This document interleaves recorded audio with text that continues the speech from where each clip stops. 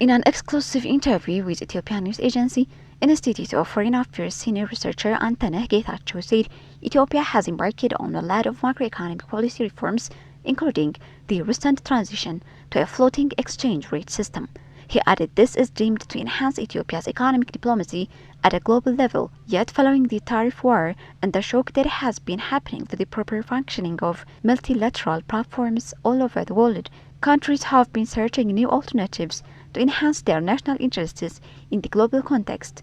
Ethiopia too has been making trade agreements and exploring new markets in Asia and Latin America, Europe and others to become a destination for market, the senior researcher stated. In post-2018 there are grand reform agendas raised by the government in the political arena, in the economic arena, in the socio-economic arena, and in multiple fronts.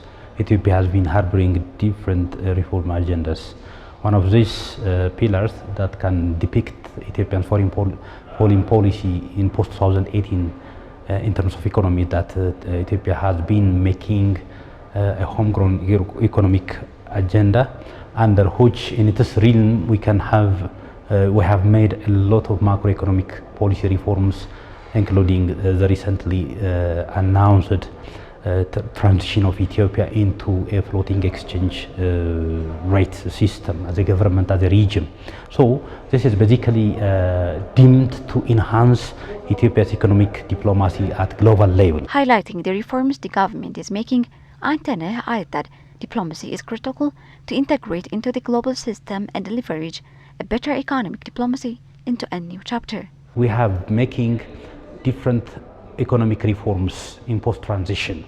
But this needs advocacy. We need to advocate through public relation, a robust public relation strategy that can be done at international level. Our missions all over the world in different countries need to know first what the pillars of this economic reform, the pillars of the homegrown economic reform, which is meant to reflect Ethiopia's ambition to announce its strategic autonomy and to just declare its policy of sovereignty.